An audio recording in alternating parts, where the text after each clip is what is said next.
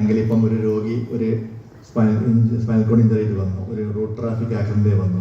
അപ്പം ആദ്യം തന്നെ ട്രോമ കെയറിൽ കാണും. അത് കഴിഞ്ഞിട്ട് അവർ ന്യൂറോ സർജറിയിൽ ആക്കി അക്യൂട്ട് സർജിക്കൽ ഇൻ്റർവെൻഷൻ വേണമെങ്കിൽ ന്യൂറോ സർജറിയിൽ ചികിത്സിക്കും. ന്യൂറോ സർജറിയിൽ നിന്ന് ആ പേഷ്യൻറ്റിനെ നേരെ മാറ്റുന്നത് ഫിസിക്കൽ മെഡിസിൻ റീഹാബിലിറ്റേഷൻ ഡിപ്പാർട്ട്മെൻറ്റിലേക്ക് ആയിരിക്കും. അപ്പോൾ അവിടെയാണ് നമുക്ക് ഒരു കോംപ്രഹെൻസീവ് കെയർ കൊടുക്കാൻ പറ്റുന്നത്. നേരെ മറിച്ച് ആ പേഷ്യൻറ്റിനെ സർജറി കഴിഞ്ഞ ഒരു വാർഡിൽ, മെഡിക്കൽ വാർഡിലോ ഒരു സർജിക്കൽ വാർഡിലോ ട്രീറ്റ് ചെയ്യുകയാണെങ്കിൽ എന്താ സംഭവിക്കുന്നത് വെച്ചാൽ ആ പേഷ്യൻ്റെ കോംപ്ലിക്കേഷൻസ് ഡെവലപ്പ് ചെയ്യാനുള്ള ചാൻസ് വളരെ കൂടുതലാണ്. അപ്പം ഒരു കോംപ്രഹെൻസീവ് കെയർ കിട്ടുകയാണെങ്കിൽ ഈ രോഗികൾക്ക് കുറച്ചും കൂടി മെച്ചപ്പെട്ട ഒരു അവസ്ഥ വരുമെന്ന് കണ്ടിട്ടുണ്ട്. അതുകൊണ്ടാണ് നമ്മളിപ്പം ഒരു കോംപ്രഹെൻസീവ് കെയർ എന്നുള്ള പരിപാടി ചെയ്യുന്നത്. അതിനാണ് മോഡൽ സിസ്റ്റം ഓഫ് കെയർ എന്ന് പറയുന്നത്. അപ്പം നമ്മൾ നേരത്തെ പറഞ്ഞ മാതിരി ഇപ്പം മോസ്റ്റ് ഓഫ് സ്പൈനൽ കോഡ് ഇഞ്ചറീൻ്റെ മേജർ കോസ് റോഡ് ട്രാഫിക്, വർദ്ധിച്ചു വരുന്ന റോഡ് ട്രാഫിക് ആക്സിഡൻസ് ആണ്. കാരണം റോഡിൽ കുറേ വണ്ടികളുണ്ട്, ആൾക്കാർ തോന്നുമ്പോൾ ഓടിക്കുന്നുണ്ട്, പലതരം അപകടങ്ങൾ വരാൻ സാധ്യതയുണ്ട്. അപ്പോൾ major cos of spinal cord injury ഇപ്പം ഫോൾസ് ആണ്. അത് കഴിഞ്ഞ ശേഷമുള്ളത് ഈ ഫോൾ ഫ്രോം ഹൈറ്റ്, ഉയർന്നു വരിക. അങ്ങനെ പല കാരണങ്ങളും കൊണ്ട് രോഗിക്ക് സ്പൈനൽ കോഡ് ഇഞ്ചറി സംഭവിക്കുക. പണ്ട് major cos of death of spinal cord injury എന്തായിരുന്നു വെച്ചാൽ യൂറോ സെപ്സിസ് ആയിരുന്നു. അതായത് മൂത്രാശയങ്ങൾക്ക് വരുന്ന സെപ്സിസ്, മൂത്രത്തിൽ പഴുപ്പ് വരിക, കിഡ്നി ഡാമേജ് ആവുക, അങ്ങനെയായിരുന്നു പണ്ടുള്ള രോഗികൾ മരിച്ചിരുന്നത്. ഇപ്പം അത് പക്ഷേ വളരെ അധികം കുറഞ്ഞിട്ടുണ്ട്. അതേപോലെ ന്യൂമോണിയ വന്ന് മരിക്കുക, ആ മരണനിരക്ക് ഇപ്പം വളരെയധികം കുറഞ്ഞിട്ടുണ്ട്. അപ്പം മറ്റ് പല കാരണങ്ങൾ കൊണ്ടാണ് സ്പൈനൽ കോഡ് ഇഞ്ചറി രോഗികൾ മരിക്കുന്നത്. അതായത് കാർഡിയോവാസ്കുലർ, ഹൃദയത്തിന് വരുന്ന കുഴപ്പങ്ങൾ കൊണ്ടൊക്കെയാണ് മരിക്കുന്നത്. അല്ലാതെ ഒരു അക്യൂട്ട് സെപ്സിസ് കൊണ്ട് മരിക്കുന്നത് ഭയങ്കര റെയറാണ്.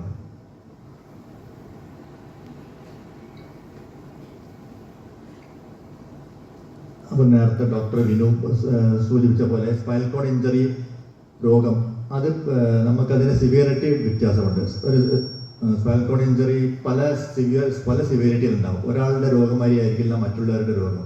അതിന് പല തലങ്ങളുണ്ടാവും. അതിനെ ക്ലാസിഫൈ ചെയ്യാൻ രോഗത്തിൻ്റെ ഗൗരവം നോക്കുന്ന സാധനത്തിൻ്റെ ഒരു സ്കെയിൽ സിസ്റ്റമുണ്ട്. അതിനാണ് അമേരിക്കൻ സ്പൈനൽ ഇഞ്ചറി അസോസിയേഷൻ പറഞ്ഞത് ഏഷ്യ സ്കെയിൽ. അപ്പം നിങ്ങളറിയാം, നിങ്ങളുടെ കേസ് ഷീറ്റുകൾ നോക്കിയാൽ തന്നെ അറിയാം നിങ്ങൾ ഏത് ഗ്രൂപ്പിൽ വരുന്നതാണ്. ഏഷ്യ എ ആണോ, ഏഷ്യ ബി ആണോ, ഏഷ്യ സി ആണോ, അങ്ങനെ ഇതിൻ്റെ രോഗത്തിൻ്റെ ഗൗരവം അനുസരിച്ച് നമ്മളിതിനെ ക്ലാസിഫൈ ചെയ്യുന്നുണ്ട്. അപ്പോൾ ഏഷ്യ എ എന്നുള്ള രോഗിയാണെങ്കിൽ, ഏഷ്യ എ എന്ന രോഗി പറഞ്ഞാൽ കംപ്ലീറ്റ് ഇഞ്ചുറിയാണ്. അതായത് കാലുകൾക്ക് തീരെ സീറോ പവർ ആയിരിക്കും, രോഗിക്ക് കംപ്ലീറ്റ് ഇഞ്ചുറി ആയിരിക്കും. സേക്രൽ സെഗ്മെൻറ്റ്സിൽ S1 S2 S3 4 സെഗ്മെൻറ്റ്സിൽ അവർക്ക് തീരെ എന്താ പറയുക സ്പർശനം ഉണ്ടാവില്ല. സഞ്ചിക്ക് മൂത്രത്തിൻ്റെ പ്രോബ്ലം ഉണ്ടാവും, മലമൂത്ര വിസർജനത്തിന് ബുദ്ധിമുട്ടുണ്ടാവും. ഒരു കംപ്ലീറ്റ് ഇഞ്ചുറിയാണ്.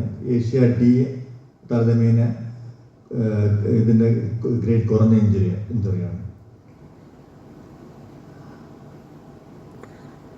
അതേമാതിരി കീ മസിൽസ് നോക്കിയിട്ടാണ് നമ്മൾ ഈ മോട്ടോർ ലെവൽ നോക്കുന്നത്. ഇഞ്ചുറിൻ്റെ മോട്ടോർ ലെവൽ നോക്കുന്നത് മസിൽസിൻ്റെ ടെസ്റ്റിംഗ് ചെയ്തുകൊണ്ടാണ്.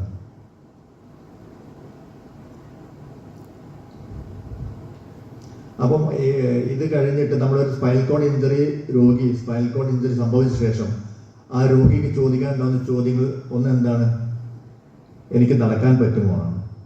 രണ്ടാമത്തത്, എനിക്ക് എൻ്റെ കൈകൾ ഉപയോഗിക്കാൻ പറ്റുമോ. മൂന്നാമത്തത്, എൻ്റെ മലമൂത്ര വിസർജനത്തിന് എനിക്ക് അതിൻ്റെ കൺട്രോൾ കിട്ടുമോ. ഈ 3 ക്വസ്റ്റ്യൻസാണ് സാധാരണ രോഗിക്ക് ഉണ്ടാവുന്നത്. ഈ ക്വസ്റ്റ്യൻസിന് ഉത്തരം പറയാൻ നമുക്ക് ഒരു രോഗിയുടെ കറക്റ്റായിട്ടുള്ള ന്യൂറോളജിക്കൽ അസസ്മെൻറ്റ് വേണം. അതിനു വേണ്ടിയിട്ടാണ് നമ്മൾ വിദഗ്ധമായിട്ട് രോഗിയെ പരിശോധിച്ചിട്ട് ആ ന്യൂറോളജിക്കൽ ലെവലും ആ ഇഞ്ചറിൻ്റെ ഇത് നോക്കിയിട്ടാണ് നമ്മൾ പ്രൊഗ്നോസ്റ്റിക്കേറ്റ് ചെയ്യുന്നത്. അത് അപകടം പറ്റിയ ആഴ്ചയിൽ തന്നെ ചെയ്യുകയാണെങ്കിൽ നമുക്ക് ഏകദേശം അറിയാം ഈ രോഗിക്ക് എന്തൊക്കെ ചെയ്യാൻ പറ്റും. അത് വെച്ച് നമുക്ക് നമ്മുടെ ട്രീറ്റ്മെൻറ്റ് പ്ലാൻ ചെയ്യാൻ പറ്റും.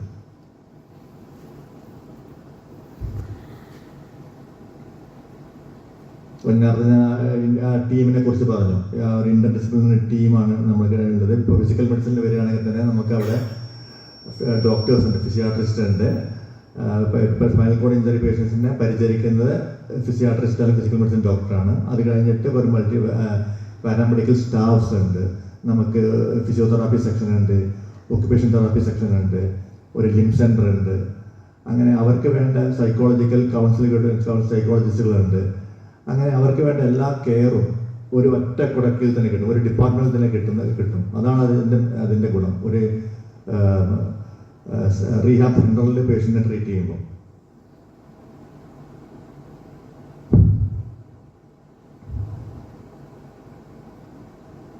അപ്പം സാധാരണ സ്പൈനൽ കോഡ് ഇഞ്ചുറി ബാധിച്ച ആൾക്കാർക്ക് എന്താ ഉണ്ടാവുക, അവരുടെ കാലുകൾക്കോ കൈകൾക്കോ ചലനശേഷി നഷ്ടപ്പെട്ടിട്ടുണ്ടാവും. അപ്പം അത് വീണ്ടെടുക്കുവാനും അവർക്ക് സ്ട്രെങ്ത് ട്രെയിനിങ്ങും അവരെ നടത്താനൊക്കെ പരിശീലിപ്പിക്കാൻ ഫിസിയോതെറാപ്പിസ്റ്റുകളും ഓക്യുപേഷണൽ തെറാപ്പിസ്റ്റുകളും അവരുടെ പ്രവർത്തനം കൊണ്ട് സാധിക്കും. പിന്നെ അവരെ ഇപ്പോൾ ഞാൻ പറഞ്ഞ മാതിരി ഒരു ഏഷ്യയെ കംപ്ലീറ്റ് ആയിട്ട് തളർന്നു പോയ ഒരാളാണെങ്കിൽ അവർക്ക് നടക്കാനുള്ള ചാൻസ് കുറവാണെങ്കിൽ അവർക്ക് വീൽ ചെയർ ഇരുന്നു കൊണ്ട് അവരുടെ എല്ലാ കാര്യങ്ങളും ചെയ്യാനുള്ളതും വീൽ ചെയർ ട്രെയിനിങ്ങും പഠിപ്പിക്കേണ്ടി വരും. അതേമാതിരി നമുക്കറിയാം, ഒരു പാരാപ്ലജിക് പേഷ്യൻ്റ് ആണോ അല്ലെങ്കിൽ ക്വാഡ്രിപ്ലജിക് പേഷ്യൻ്റ് ആണെങ്കിൽ അവർക്ക് വീടിൻ്റെ ഉള്ളിൽ കയറാനുള്ള, വീട്ടിലേക്ക് പോകാനുള്ള വഴികൾ അത് തടസ്സമുണ്ടായിരിക്കും. അപ്പം അവർക്ക് വീടിൻ്റെ ഉള്ളോട്ട് പോകാനുള്ളതിന് വേണ്ടിയിട്ട് അവരുടെ വീടുകൾക്ക് മോഡിഫിക്കേഷന് വേണ്ടി വരും. അതായത് സാധാരണ നമുക്കറിയാം റൂമുകളുടെ ഉള്ളുകളിലേക്ക് വീൽ ചെയർ പോകാൻ ബുദ്ധിമുട്ടാണ്. അപ്പം അതിൻ്റെ വീട്ടിൽ ചില മാറ്റങ്ങൾ വരുത്തണം. അതിനാണ് നമ്മൾ ഹോം ആൻഡ് എൻവയറമെൻറ്റൽ മോഡിഫിക്കേഷൻ എന്ന് പറയുന്നത്. പിന്നെ സർജറീസ് ഉണ്ട്, അവരുടെ റിക്കൺസ്ട്രക്റ്റീവ് സർജറീസ് പറയും. അവരുടെ കൈകൾക്ക് പ്രവർത്തനം കിട്ടാൻ വേണ്ടി സർജിക്കൽ സർജറീസ് ചെയ്യാൻ പറ്റും. അതാണ് reconstructive surgeries to improve the power in the upper limb. അവരുടെ കൈകൾക്ക് ബലം വരുത്താൻ വേണ്ടിയുള്ള സർജറികൾ, അതിന് ടെൻഡൻ ട്രാൻസ്ഫേഴ്സ് ഒക്കെ ഉണ്ട്. അപ്പോൾ ഏതൊക്കെ പേഷ്യൻസിന് ഏതൊക്കെ അത് വേണം എന്നുള്ളത് ഒരു ഡോക്ടർ തീരുമാനിക്കും. എങ്ങനെയാണ് ആ രോഗിയുടെ ഫങ്ഷണൽ ഇംപ്രൂവ്മെൻറ്റ് നടത്താൻ പറ്റുക എന്നുള്ളത്. പിന്നെ വേറെ ഞാൻ ആദ്യം പറഞ്ഞിട്ടുണ്ടായിരുന്നു, സ്പൈനൽ കോഡ് ഇഞ്ചറി വന്ന രോഗികൾക്ക് സ്പൈനൽ കോഡിന് മാത്രമല്ല, അവരുടെ സുഷുമ്ന നാഡിക്ക് മാത്രമല്ല അപകടം പറ്റുന്നത്, അവരുടെ മറ്റ് അവയവങ്ങൾക്കും അപകടം സംഭവിക്കാം. മറ്റ് അവയവങ്ങൾക്കും അസുഖങ്ങൾ വരാം. അതിനാണ് നമ്മൾ സെക്കൻഡറി കണ്ടീഷൻ പറയുന്നത്. അതായത് അവരുടെ ഹാർട്ടിന് അസുഖം വരാം, അവരുടെ കിഡ്നിക്ക് പ്രോബ്ലം വരാം, ലങ്സിന് പ്രോബ്ലം വരാം, തൊലിപ്പുറമൊക്കെ പ്രോബ്ലം വരാം. അപ്പോൾ എല്ലാ ഓർഗൻസും ഈ സ്പൈനൽ കോഡ് ഇഞ്ചറി ബാധിച്ച ആൾക്കാർക്ക് അവർക്ക് പ്രശ്നങ്ങളുണ്ടാവാം. അപ്പോൾ അതും നമ്മൾ ട്രീറ്റ് ചെയ്യണം.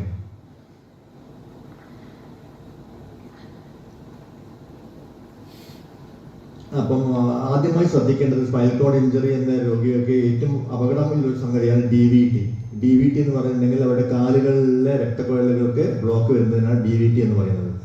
അപ്പോൾ സ്പൈനൽ കോഡ് ഇഞ്ചറി വന്ന ഒരാളുടെ കാലുകൾ വീർത്തിരിക്കുകയാണെങ്കിൽ അവർക്ക് പല കാരണം കൊണ്ട് വരാം. ഒന്ന് സെല്ലുലൈറ്റിസ് അല്ലെങ്കിൽ DVT, പല കണ്ടീഷൻ കൊണ്ടുകൊണ്ട് ഈ അസുഖം ഒരാളുടെ കാലുകൾ വീർത്തിരിക്കാം. അപ്പോൾ എന്താണ് അതിൻ്റെ കാരണം എന്ന് കണ്ടുപിടിക്കണം. കാരണം DVT എന്ന രോഗി അതൊരു ഗുരുതരാവസ്ഥയുള്ള കണ്ടീഷനാണ്. അത് മുൻകൂട്ടി കണ്ടുപിടിച്ച് ചികിത്സിക്കേണ്ടത് വളരെ അത്യാവശ്യമാണ്.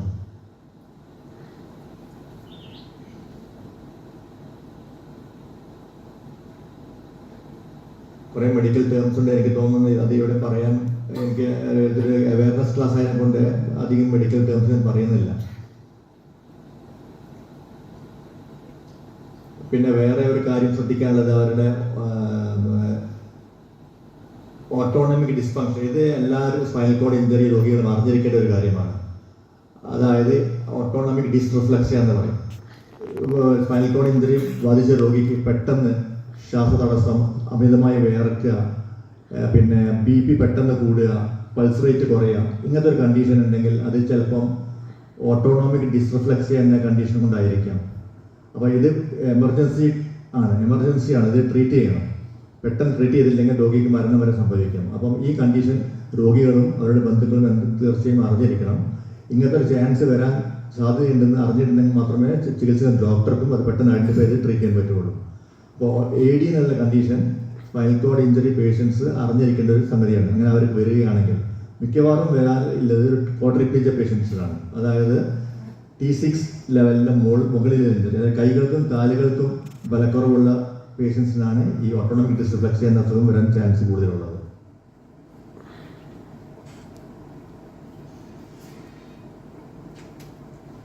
വേറെ ഒരു ബുദ്ധിമുട്ട് സാധാരണ പാരാപ്ലീജിയും പിന്നെ ക്വാഡ്രിപ്ലീജിയ പേഷ്യൻസ് വരാനുള്ളത് അവരുടെ മൂത്രം പോകാനുള്ള ബുദ്ധിമുട്ടാണ്. അത് മൂത്ര തടസ്സം ഉണ്ടാവും. അത് 2 കാരണങ്ങൾ കൊണ്ട് വരാം. ഈ എലമെന്റ് ബ്ലാഡർ എന്ന് പറഞ്ഞിട്ടുണ്ട്. അതായത് എലമെന്റ് ബ്ലാഡർ, ഹ്യൂമൻ ബ്ലാഡർ, ഈ 2 കണ്ടീഷനുകൾ കൊണ്ടും അത് സ്പൈനൽ കോഡിൻ്റെ ഏത് ഭാഗത്താണ് അവർക്ക് അസുഖമുള്ളത് ഈ സ്പൈനൽ കോഡ് ഞാൻ പറഞ്ഞ പോലെ തന്നെ 4 ഭാഗങ്ങളുണ്ട്. ലംബാർ സെഗ്മെന്റ് ഉണ്ട്, തൊറാസിക് ഉണ്ട്, സേക്രൽ ഉണ്ട്. അങ്ങനെ പല ലെവൽസിലും ഇഞ്ചറി വരാം. അതുകൊണ്ട് അവർക്ക് ബ്ലാഡറിന് പ്രോബ്ലം വരാം. ബ്ലാഡർ ആൻഡ് ബവൽ, അത് രണ്ടും എന്ത് ടൈപ്പ് ഓഫ് ബ്ലാഡറാണ് ബവലാണ് നോക്കിയിട്ട് അതിന് കൃത്യമായ ചികിത്സ ചെയ്യണം. അല്ലെങ്കിൽ എന്താ ചെയ്യുകയാണെങ്കിൽ അവരുടെ കിഡ്നികൾക്ക് തകരാറ് സംഭവിക്കാൻ സാധ്യതയുണ്ട്. അതുകൊണ്ടാണ് നമ്മൾ സ്പൈനൽ കോഡ് ഇഞ്ചറി പേഷ്യൻസിന് അധികം നമ്മൾ ICC എന്ന ടെക്നിക്ക് ഉണ്ട്. ICC പറഞ്ഞെങ്കിൽ അവർക്ക് സ്വന്തമായി കൈകൾ ഉപയോഗിച്ച് ട്യൂബ് കടത്തിയിട്ട് മൂത്രസഞ്ചിയിൽ നിന്ന് മൂത്രം എടുക്കുന്ന ടെക്നിക്കാണ് ICC എന്ന് പറയുന്നത്. ഇത് പേഷ്യൻസിനെ പഠിപ്പിച്ചു കൊടുക്കണം. പഠിപ്പിച്ചു കൊടുത്തിട്ടുണ്ടെങ്കിൽ അല്ലെങ്കിൽ എന്താ സംഭവിക്കുക വെച്ചാൽ അവരുടെ കിഡ്നികൾക്ക് പ്രശ്നം വരാനുള്ള ചാൻസ് ഉണ്ട്. അതുപോലെ പല മരുന്നുകളുമുണ്ട്. ബ്ലാഡർ വികസിപ്പിക്കാനുള്ള മരുന്നുകളും അതിന് ബ്ലാഡറിൻ്റെ പേശികൾ അതിൻ്റെ സ്പാസിറ്റി കുറയ്ക്കാനുള്ള മരുന്നുകളൊക്കെ ഉണ്ട്. അപ്പം യൂറോളജിക്കലായിട്ടും ബവൽ മലമൂത്ര വിസർജനത്തിന് അവർക്ക് ബുദ്ധിമുട്ടുണ്ടാവും. അതിന് ചികിത്സ അത്യാവശ്യമാണ്.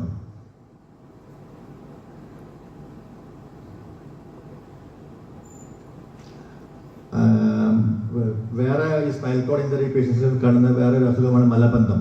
അവർക്ക് ഒന്നെങ്കിൽ എപ്പോഴും വയറ്റിൽ പോകാൻ ബുദ്ധിമുട്ടായിരിക്കും.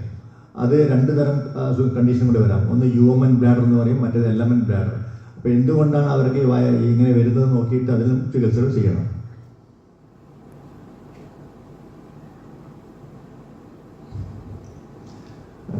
ക്വാഡ്രിപ്ലേജിക് പേഷ്യൻ്റ്, കൈകൾക്കും കാലുകൾക്കും തളർച്ച വന്ന രോഗിക്ക് വേറൊരു കോംപ്ലിക്കേഷൻ ഉള്ളത് അവർക്ക് അറ്റ്ലക്ടേസിസ് എന്ന് പറയും. അതായത് നമ്മുടെ സെക്രീഷൻസ് ഒരു സർവൈക്കൽ സ്പൈൻ ഇഞ്ചറി വലിയ പേഷ്യൻസിന് അവർക്ക് എന്ത് പറ്റും, നമ്മുടെ മെയിൻ മസിൽ ശ്വാസകോശ മസിൽ ഡയഫ്രമാണ്. അപ്പോൾ ഡയഫ്രമാറ്റിക് പാരാലിസിസ് വന്നിട്ടുണ്ടെങ്കിൽ അവർക്ക് വെന്റിലേറ്ററി സപ്പോർട്ട് വേണം. അതെല്ലാം കുറച്ച് ലോവർ ലെവൽ ഓഫ് ഇഞ്ചറിയാണ്. അതായത് സർവൈക്കലിൽ നിന്ന് താഴെയാണ്, C5 താഴെയാണെങ്കിൽ അവരുടെ ഇന്റർകോസ്റ്റൽ മസിൽസ്, അതായത് ചെസ്റ്റ് മസിൽസ്, അതിന് വീക്ക്നെസ് ഉണ്ടാവും. ആ ഇന്റർകോസ്റ്റൽ മസിൽ വീക്ക്നെസ്സിനെ കൊണ്ട് അവർക്ക് ചുമയ്ക്കുവാനോ നമ്മുടെ ചുമച്ചിട്ട് കഫം പുറത്തു വിടാനുള്ള ബുദ്ധിമുട്ടുണ്ടാവും. അങ്ങനത്തെ പേഷ്യൻസിനാണ് അത്ലറ്റിസിസും ന്യൂമോണിയക്ക് വരാൻ സാധ്യതയുണ്ട്. അങ്ങനത്തെ പേഷ്യൻസിന് കൃത്യമായ റെസ്പിറേറ്ററി ഫിസിയോതെറാപ്പി ആവശ്യമാണ്.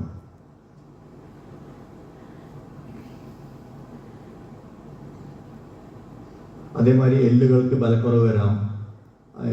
കാരണം കിടപ്പ് രോഗികൾക്ക് വേറൊരു പ്രോബ്ലമാണ് ഓസ്റ്റിയോപോറോസിസ് എന്ന് പറഞ്ഞ രോഗം. അത് എല്ലുകൾക്ക് ബാധിക്കുന്നതാണ്.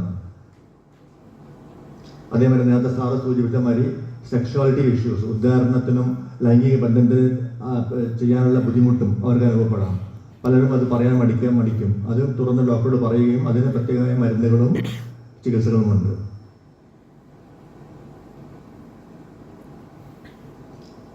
പിന്നെ സ്പൈനൽ കോഡ് ഇഞ്ചറി രോഗികൾക്ക് ഞാൻ നേരത്തെ പറഞ്ഞ നടക്കുവാനുള്ള ബുദ്ധിമുട്ടാണ് ഏറ്റവും കൂടുതലായിട്ടുള്ളത്.